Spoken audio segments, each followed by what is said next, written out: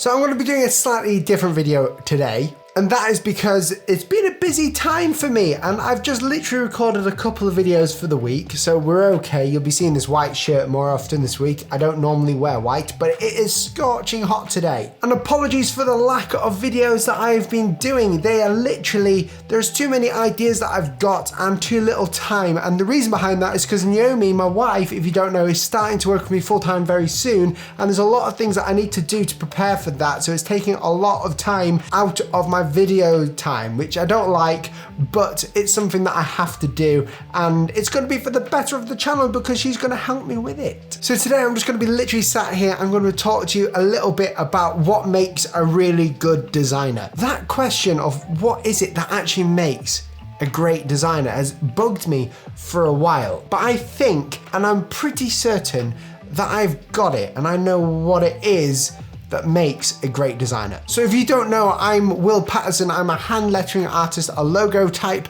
designer, and a YouTuber, and I make these videos for any creatives online. So make sure you press that red subscribe button if you haven't done already. And over the past few years, I've been wondering about creativity. What makes a designer a good designer? Is it the same as what makes a good artist a good artist? Well, I think there's a huge difference. So when I was growing up, I didn't like creativity. I thought it was an ability that some people had and some people didn't have. I went to school and people were doing better than me. They were like, doing well in exams and they were able to draw and paint and do art and stuff. And I always sort of envied that. I really wanted to do some artsy things and I never did it. So I went to college and I decided that I wanted to run my own business, so I started doing business administration, which is basically learning how to become a sexy secretary. Well, fast forward a few years, I quit college, which was not a university, it was just a college, to go ahead and do design, and I did not know how to do design at the start. And this is like years and years ago, so I've been in this industry for a long time now, comparatively. And I remember the struggles that I had when I first started and the fears, which was, I'm not very creative, how do I become creative? So over the past few years of me actually working in this industry to a level where I'm working with big companies and small companies and medium companies and doing different things. I've written a book,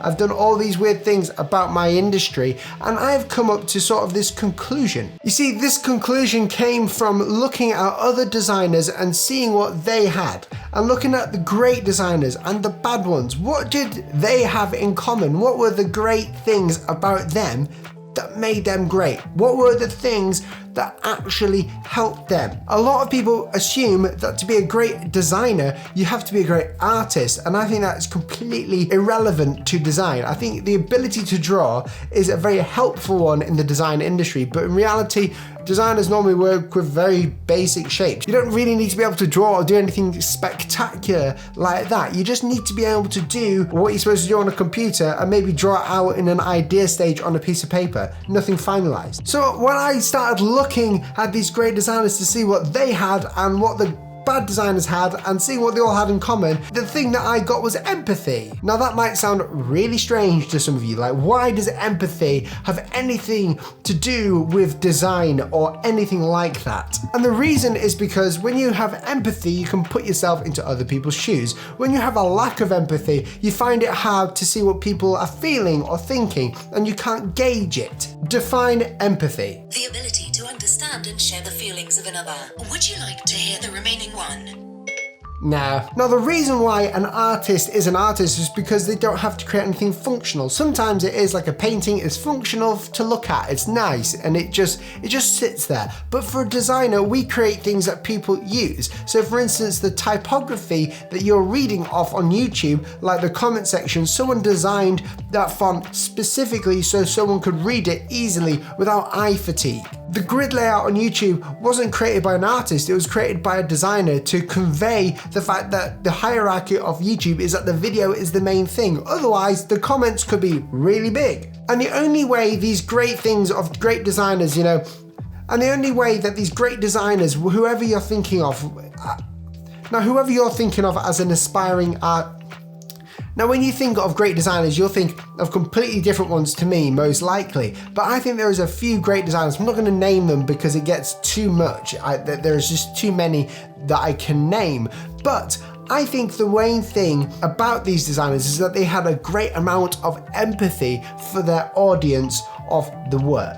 You see, too many of us look at design work and commissions as we need to be empathetic to the client instead of the client's customers. They see these great designers who designed, the normal website page or the standard business card. They didn't do it because of the client, they did it for the client's customers. Because if you're able to get the client's customers to like the work, they're likely to spend more money for your client, so your client gains more money. Otherwise, you might just have an artist rendition of like a business card, which may look a bit strange. The ability to put yourself into your client's customer's shoes and to experience the feelings towards the company and the feelings that you want to convey to the audience are the reasons why we have good designers and bad designers. Does this come from skill or talent? No, this comes from time. So this comes from learning cultures and understanding what people are like and what people are driven to. This comes from knowledge and education, common knowledge and common sense. So if you've ever asked yourself, how can you be a better designer? Or how can you be a better hand lettering artist or creative in general in the functioning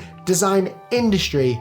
It is to have more empathy, to put yourselves into other people's shoes. And I could talk about this for, the whole design industry, but I think for life as well. Not just like design work, but I think in life, being empathetic is really good. Or empathic. Is it empathic or empathetic? Whoa, this is a tongue twister now. The ability to put yourselves into other people's shoes in life is what's going to make you a happier person in general. Knowing what you have and knowing that you can help other people and feel what they're feeling, and if you can help people, it's an amazing thing. But it also crosses over into the design industry. Having empathy is really the number one thing for you to be able to translate your client's vision into a physical reality for their business. So guys, if you enjoyed this video, then please press that like button, share this video if it helped you. I know it's nothing special, but I hope it has got someone thinking a bit more and given a bit more clarity. You can expect more videos this week. I'm doing a critiquing video, which I've just video recorded, but I need to edit it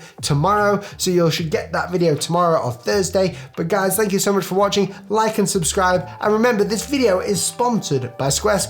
If you don't know, Squarespace is the website builder that I use. It literally is easy to build amazing looking websites. As you know, I'm a graphic designer or a logo designer, but I do not know how to build web pages very well. I'm not a web designer. So Squarespace has taken all that hassle away from me and has allowed me to create a website that looks amazing, professional, and I actually get all my clients from it as well, which is pretty crazy. I can sell my brushes. I also have a contact form in there where all my clients can go ahead and put their information in and email me directly from Squarespace, which is awesome. And there's always more features being added to it as well to make your life a lot easier. And there's hundreds of themes and templates that you can base your website about, and customization if you so desire. For more information about that, click that link down below, and you can also build your website before you pay for it, and you can preview it before you put it live as well. Either way, go and check it out. I'd love to see your best Squarespace website, and I'll catch you guys in the next video. See you soon. Goodbye.